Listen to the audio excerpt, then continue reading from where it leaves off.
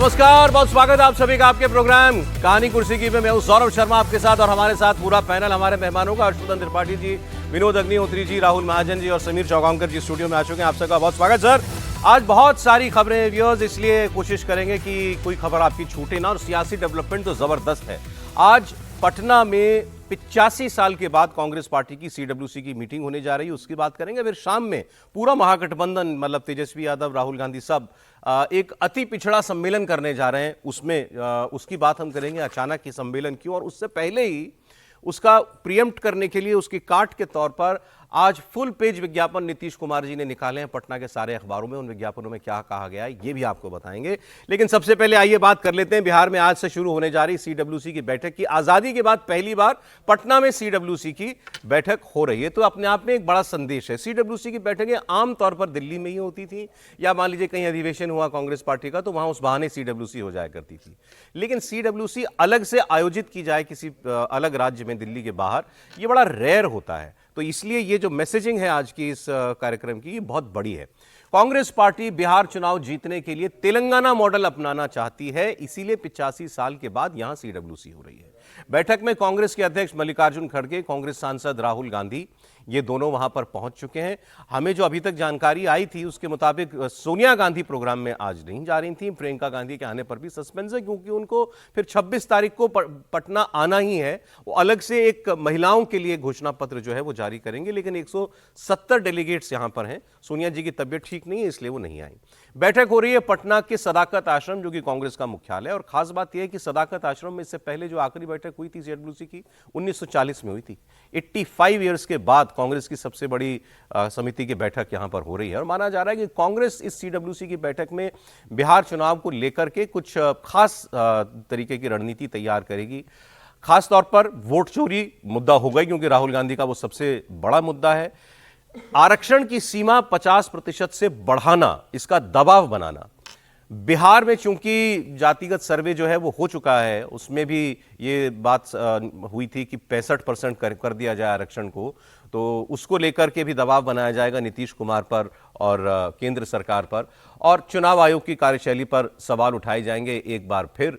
बैठक को लेकर कांग्रेस पार्टी ने एक प्रेस कॉन्फ्रेंस भी की है, और पूर्व मुख्यमंत्री जो हैं छत्तीसगढ़ के भूपेश बघेल, उन्होंने इसके बारे में कुछ और जानकारियां दी कि सोनिया जी क्यों नहीं आ रही हैं और क्या बातें होंगी। और खास तौर पर सवाल हुआ कि सीएम चेहरा कौन होगा महागठबंधन का, इस पर भी वो बोले। सुनिए।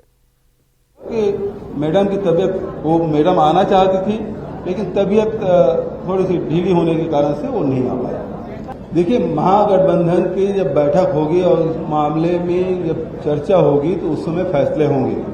आज तो कांग्रेस वर्किंग कमेटी की बैठक है, ये महागठबंधन की बैठक नहीं है। जब वो इंडिया गठबंधन की बैठक होगी तो उसमें यह तय किया जाएगा। यहाँ जो बेरोजगारी दर है वो सबसे ज्यादा बढ़ा है, और इसी स्थिति में आपने देखा कि न्याय योद्धा के रूप में राहुल जी ने जातिगत जनगणना की बात वो लगातार करते रहे और भारत सरकार को झुकना पड़ा। जो हमारे प्रजातांत्रिक संस्थानें हैं जिसके माध्यम से प्रजातंत्र की जड़ें मजबूत होती है, वो सारे संस्थाएं कमजोर की जा रही है। जिस अमेरिका के राष्ट्रपति को अपने व्यक्तिगत मित्र बताते हैं, उन्होंने मित्रता कैसी निभाई, उसका खामियाजा पूरा देश भुगत रहा है। लेकिन ऑपरेशन सिंदूर के समय और जिस प्रकार से सीज फायर हुआ, उसके बाद कोई देश हमारे साथ खड़ा नहीं हुआ। तो अंतर्राष्ट्रीय मामलों पर भी यहाँ प्रस्ताव पारित किए जाएंगे। जैसा अभी भूपेश बघेल ने बता ही दिया कि अमेरिका जो कुछ कर रहा है, मोदी जी के दोस्त होने के बावजूद देश उसका खामियाजा भुगत रहा है, उन्होंने आरोप लगाया। इसकी बात हो रही है। इनफैक्ट ये भी पता चला है कि जो ओपनिंग भाषण जो दिया कांग्रेस प्रेसिडेंट ने यहाँ पर, उसमें तो उन्होंने उत्तर प्रदेश की भी बात की। और उन्होंने जो भी वहाँ फैसला हुआ है कि जातिगत रैलियां और सम्मेलन नहीं होंगे, तो उस पर भी उन्होंने सवाल उठाए कि अब अगर कोई पिछड़ा, कोई गरीब व्यक्ति अपनी आवाज़ उठाएगा तो क्या उसको जेल में डाल दिया जाएगा। तो वो मुद्दा भी यहाँ पर छाया रहेगा। सीडब्ल्यूसी की बैठक में दीपेंद्र हुड्डा भी पहुंचे हैं, सांसद हैं, और उन्होंने कहा कि राहुल गांधी की वोट अधिकार यात्रा का बिहार में जबरदस्त असर देखने को मिल रहा है। कांग्रेस के प्रति बिहार में लोगों का रुझान बढ़ा है, और यही वजह है कि यहाँ पर इसलिए इस बार हम पटना में मिल रहे हैं। उनसे भी सीएम पेस के मुद्दे पर सवाल पूछा गया, तो उन्होंने ये कहकर टाल दिया कि भाई ये मामला बड़े हमारे शीर्ष नेतृत्व का है। कितनी अहम है आज की बैठक, आपको लग रहा है चुनाव के ठीक पहले? देखिए, अहम बैठक है और हमें विश्वास है कि बिहार की जनता इस बार महागठबंधन इंडिया गठबंधन को आशीर्वाद देगी।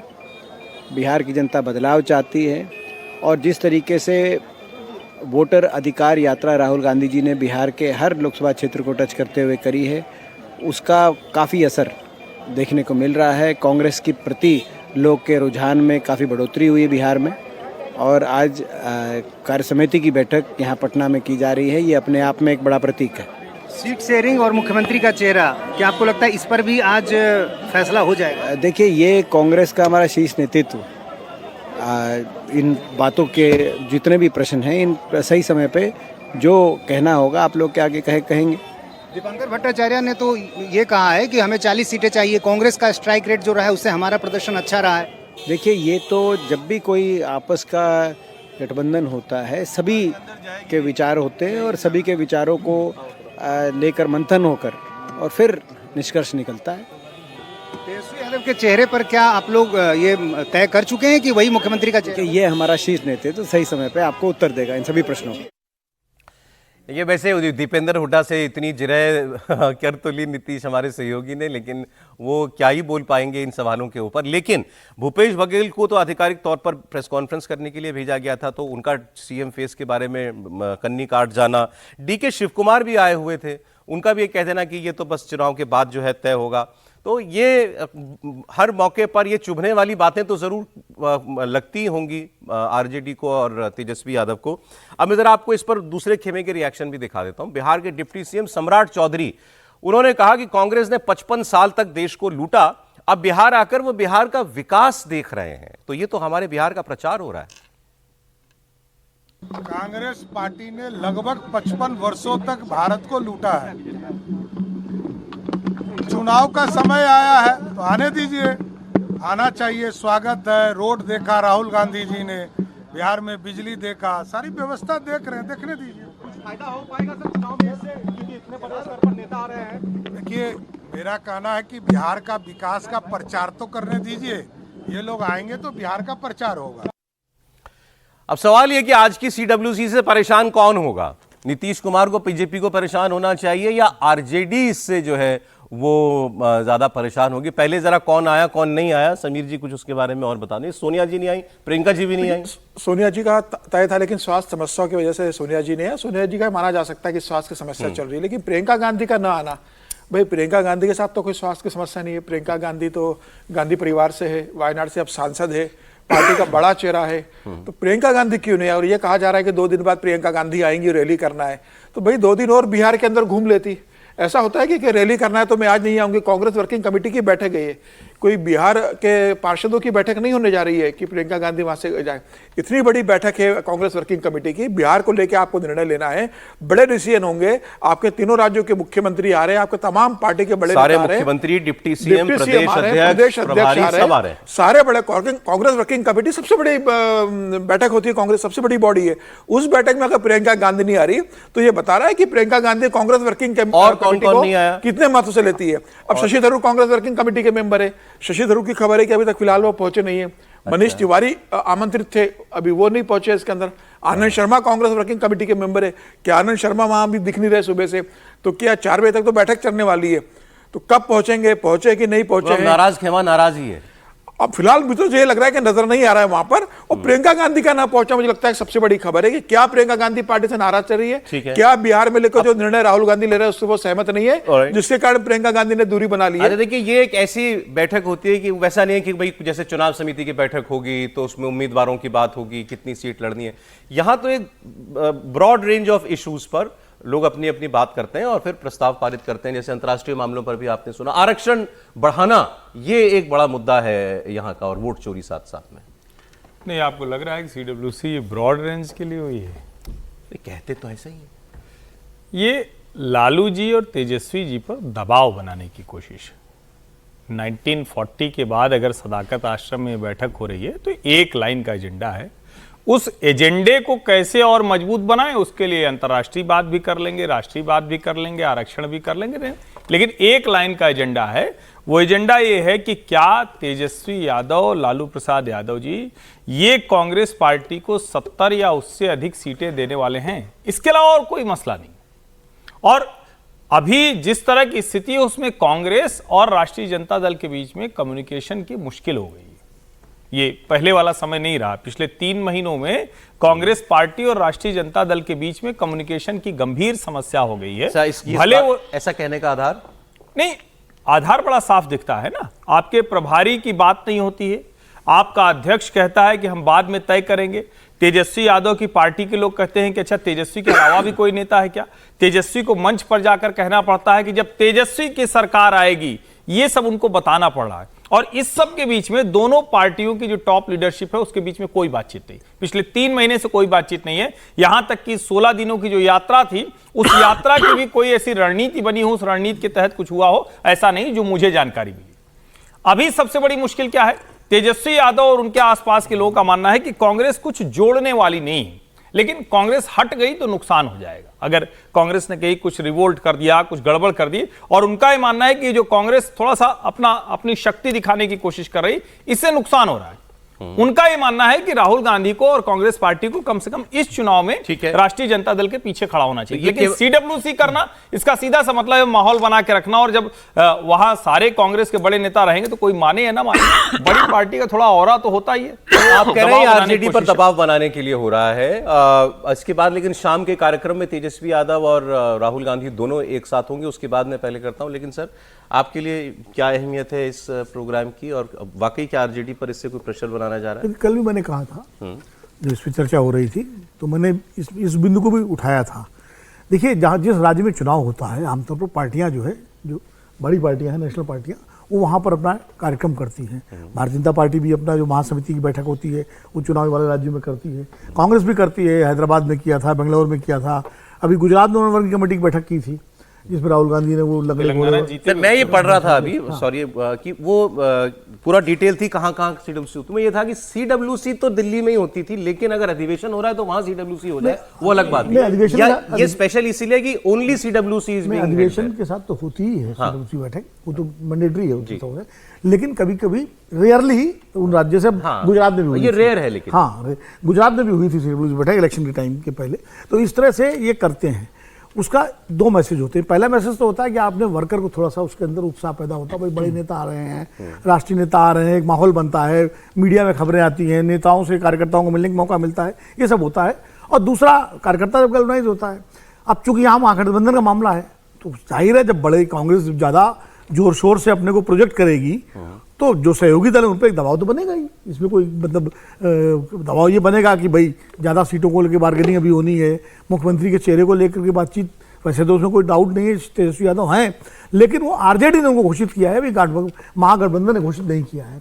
अभी भी लेफ्ट ने भी घोषित नहीं किया है और ना ही जो है कांग्रेस ने घोषित किया है। जब महागठबंधन घोषित करेगा तब वो होगा। आरजेडी ने किया, वो आरजेडी के नेता है। तो ये भी है। और सबसे तीसरी बात ये, कांग्रेस अपने को रिवाइव करना चाहती है बिहार में। वो रिवाइवल के लिए भी ये जरूरी है उनके लिए। इसीलिए आप देखिए सारे उनके कार्यक्रम बिहार सेंट्रिक हो रहे हैं। ये एक बड़ा वो मसला है। और एक और चीज ये है कि इस वर्किंग कमेटी के जरिए कांग्रेस जो है ये संदेश भी देना चाहती है कि उत्तर भारत में बिहार के साथ साथ वो उत्तर प्रदेश के लिए संदेश है कि भाई आगे हम उत्तर प्रदेश में भी बताया ना आपको, यहाँ योगी आदित्यनाथ का वो रैली, जाति रैली बैन वाला मुद्दा उठाया खड़गे जी ने, वो मतलब उसका मेंशन होना जो है मतलब बताता है कि उनके लिए कांग्रेस यही रुकने वाली नहीं हो, बिहार में भी, उत्तर प्रदेश में भी इस तरह के आयोजन करेगी। ठीक, अब मैं आपको जरा केंद्रीय मंत्री चिराग पासवान जी की बात बता दूं, क्योंकि चिराग पासवान अपने गठबंधन में, एनडीए में, वो वहां प्रेशर पॉलिटिक्स करते हैं ज्यादा सीटों को लेकर के। तो उन्होंने इस बैठक को, जैसा अभी बात चर्चा हो रही थी, इसको शुद्ध दबाव की राजनीति के लिए किया गया एक काम बताया। उन्होंने कहा महागठबंधन में लड़ाई चल रही है वर्चस्व की, इसीलिए पटना में 85 साल के बाद सीडब्ल्यूसी बैठ गई। बट ये कहीं ना कहीं पुनः वही दबाव की राजनीति है, जिस दबाव की राजनीति के तहत नेता प्रतिपक्ष बिहार विधानसभा कहते हैं कि हम 243 सीटों पे हम लोग चुनाव लड़ेंगे। जिस दबाव की राजनीति के तहत राहुल जी बिहार आते हैं, तेजस्वी जी के साथ पूरी यात्रा कर लेते हैं, बट एक बार भी मुख्यमंत्री के नाम पर उनके नाम की सहमति कांग्रेस की तरफ से नहीं देते। और अब सीडब्ल्यूसी मतलब पूरी कांग्रेस, जितने वरिष्ठ नेता हैं, जितने भी निर्णय लेने वाले महत्वपूर्ण लोग हैं वो सब यहाँ पर होंगे। तो कहीं ना कहीं दबाव, और दबाव से ज़्यादा मुझे लगता है बेहतर शब्द होगा वर्चस्व। वर्चस्व की लड़ाई है ये, कौन किस पे भारी है ये दिखाने का प्रयास किया जा रहा है। जिस तरीके से पिछली बार ठीकरा पूरा कांग्रेस पे फोड़ा गया कि इतनी सीटें दिए थे, इतनी जीते, स्ट्राइक रेट आपका इतना कम था, तो अब कम देंगे, कहीं ना कहीं ये उसका जवाब देने का प्रयास। तो जो बात वो कह रहे हैं कि कांग्रेस के सर पर हार का ठीकरा फोड़ा गया, तो ये बात तो ठीक है। वही महागठबंधन के लोगों ने यही कहा और आरजेडी के लोगों ने भी कि अगर कांग्रेस थोड़ा और बेहतर करती तो हमारी सरकार बन जाती पिछली बार भी। लेकिन बिहार में अगर सबसे जबरदस्त लड़ाई जो चल रही है वोट की, वो है तो 36% ईबीसी वोट बैंक को लेकर के। ये वोट बैंक अभी तक नीतीश कुमार के साथ रहा है, उन्होंने इसको बड़ा नर्चर किया है, कल्टिवेट किया है। बीजेपी का भी इसमें दखल जो है वो माना जाता है। बीजेपी अगड़ा और ईबीसी ये कॉम्बिनेशन के ऊपर ज्यादा काम करती है। अब बिहार की अति पिछड़ा आबादी को अट्रैक्ट करने के लिए इंडिया गठबंधन, आज महागठबंधन कह लीजिए बिहार में, आज पटना में एक अति पिछड़ा न्याय संकल्प सम्मेलन आयोजित कर रहा है, जिसमें अति पिछड़ी जातियों मतलब ईबीसी के लिए एक घोषणा पत्र अलग से जारी किया जाएगा। कांग्रेस वर्किंग कमेटी की बैठक के बाद राहुल गांधी इसमें शामिल होने के लिए जाएंगे, जिसमें तेजस्वी यादव, मुकेश साहनी, सीपीआई एमएल के सांसद सुदामा प्रसाद, ये सब वहां पर रहेंगे। और बताया जा रहा है कि इंडिया गठबंधन SC/ST एक्ट की तर्ज पर बिहार में अति पिछड़ा अत्याचार निवारण एक्ट लागू करने का भी वादा करेगा। इसके अलावा सरकार बनने पर नगर निकाय और पंचायत चुनाव में ईबीसी आरक्षण मौजूदा 20% से बढ़ाकर 30% करने का भी ऐलान किया जाएगा। कांग्रेस ने ईबीसी वोट बैंक में सेंध लगाने के लिए बिहार प्रदेश कांग्रेस कमेटी में अति पिछड़ा विभाग का भी गठन कर दिया है।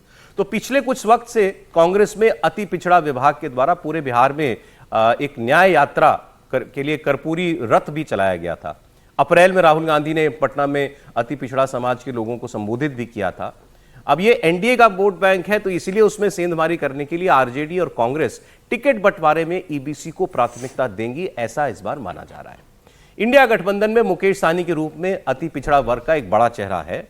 सीपीआई एमएल का भी इस वर्ग में एक अच्छा खासा दखल है। और इसके साथ साथ मैं आपको बता दूं कि आज ये कार्यक्रम सम्मेलन होना है ईबीसी का, राहुल जी, उससे पहले आज पटना के सारे अखबारों में फ्रंट पेज पर नीतीश कुमार ने स्पेसिफिकली ईबीसी और ओबीसी के लिए क्या क्या काम किए उसके विज्ञापन छप गए। मतलब उनको नोटिस तो उन्होंने भी लिया कि आज शाम ये मिलने वाले, उससे पहले अपना क्रेडिट ले लो।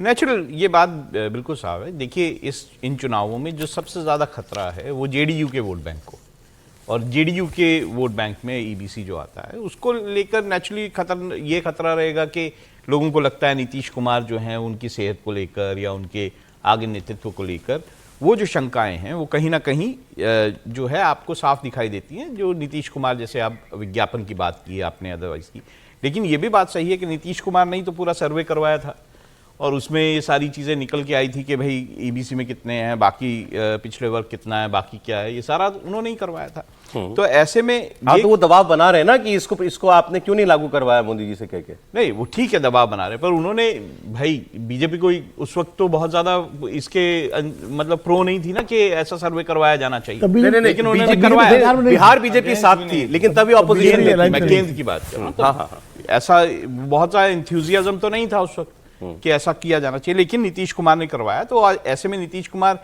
इस बात का श्रेय तो लेते ही है ना कि वो ईबीसी जो है या दलित है या जो पिछड़ा वर्ग है उसके साथ खड़े हुए हैं। तो अब दूसरी बात ये है कि क्या इससे फायदा होगा कोई, मतलब ये जो सम्मेलन हो रहा है, क्या कांग्रेस सच में कुछ बदल पाएगी? पिछले 2 चुनावों को अगर हम देखें तो उनका स्ट्राइक रेट कोई खास अच्छा है नहीं। पिछले चुनावों में 70 सीटों पर लड़े, 19 सीटें पाई, तो लोकसभा में भी कोई खास स्ट्राइक रेट नहीं रहा। ऐसे में मुझे नहीं लगता कि इससे कोई ये दबाव, कोई इशू बनने वाला नहीं, कोई इशू नहीं। मैं आपको एक बड़ा इंटरेस्टिंग डेटा देता हूं, क्योंकि जाति जाति की बात सब जगह है। अब यहाँ ईबीसी के लिए अलग सम्मेलन, ईबीसी के लिए अलग एक्ट बनाने की बात है, आरक्षण की सीमा बढ़ाओ, उसमें प्रतिशत 20 से 30% कर दो, ये सारी बातें यहाँ की जा रही हैं। तो अब ये देख लेते हैं कि पिछली बार खासतौर पर मैं आपको आरजेडी का एक डेटा दे रहा हूँ, देखिए कितना इंटरेस्टिंग डेटा है ये। आरजेडी ने कितना टिकट दिया किस जाति के लोगों को, उन जातियों का या उन वर्गों का समाज में, पॉपुलेशन में कितना आधार है। जैसे यादव की बात करते हैं, अगर आबादी 14% को, कुल टिकट में कितना प्रतिशत टिकट दिया आरजेडी ने? 40%। 14% आबादी यादवों की, 40% टिकट, 58 सीटें वो मेरे ख्याल से 140 के करीब सीट लड़ी थी RJD। 144। हाँ 144, तो उसमें से 58 सीट यादव कैंडिडेट्स को मिली थी, 36 जीते, तो विनिंग परसेंटेज 60%। तो चलिए उसको ये लग सकता है भाई हमारा यादव कैंडिडेट जो है वो मजबूत उम्मीदवार होता है, जीतता भी, 60% का स्ट्राइक रेट ठीक ठाक है। लेकिन शिकायत होती है मुस्लिम आबादी की तरफ से, 17.5%, लगभग 18% पॉपुलेशन है, यादवों से ज्यादा 4%। इनको कितना प्रतिशत टिकट दिया RJD ने? 11%, यानी 17 भी नहीं दिया। 18% वाले को 11% टिकट, कुल 17 टिकट दिए थे, और 14% आबादी वाले को 40% टिकट दिया था। ऐसे अगर EBC की मैं अगर बात करूं, EBC की आबादी है 36%, टिकट कितना प्रतिशत दिया RJD ने? 17%, 24 सीटें जो है केवल वो दी थी। तो ये जो है, इस बातों में तो बहुत कुछ है ये, लेकिन वो दिखना यहां भी तो चाहिए। अब इस बीच में एक और खबर आ रही है, मैं इसकी बात करूंगा आगे आपसे, लेकिन एक खबर लेह से आ रही है, लेह से, लद्दाख के लेह से। यहाँ छात्रों और पुलिस के बीच में हिंसक झड़प हुई है।